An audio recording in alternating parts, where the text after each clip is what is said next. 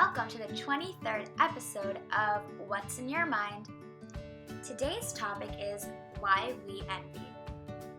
So let's get started. Suppose that point A, which is shown by this orange box, is your neutral state. We'll label this OK. This box basically represents when you're neutral or your life is envy-free. This is the positive state. But as the title implies, why we envy, we must show point B, which is also known as envy. So today's presentation will basically talk about how we get from point A, OK, to point B, envy. So the first step to get to point B, or one of the ways, is to have the thought come to your mind, which is I want. Now, I want can be multiple things. I want what a person has. I wish I were the same exact person.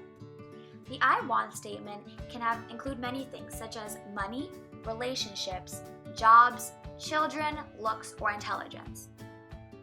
What is included in I want can either be tangible or intangible. Either way, you're envious of what the person has and you wish that you had the same. So, one of the things that can come after this step is that you go back to the OK or neutral stage.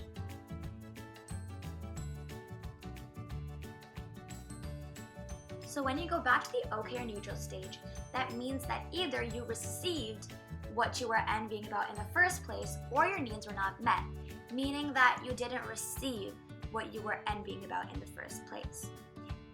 But there's a whole other thing that can happen if you choose that your needs are not met.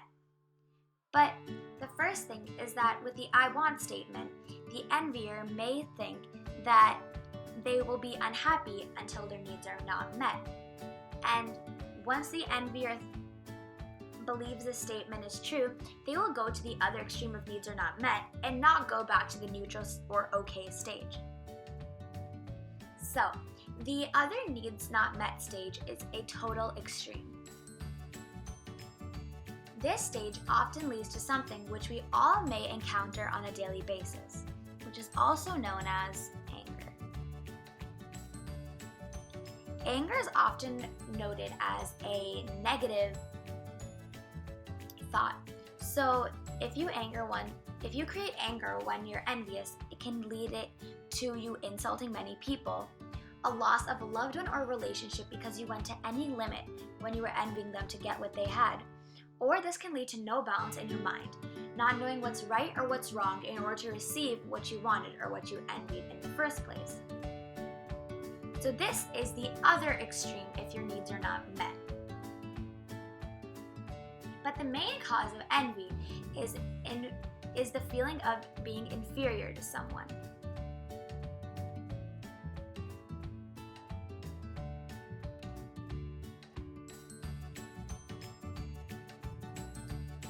So when you're inferior to someone, you may try to act that you're superior to the one who you're inferior to.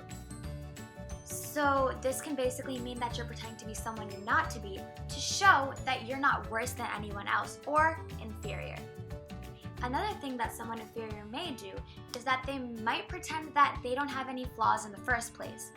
They might make an imaginary wall to block off all their flaws to show that they are the best person possible and that the person that they're envying in the first place thinks that they are not bad, that the person who's envying them is actually better.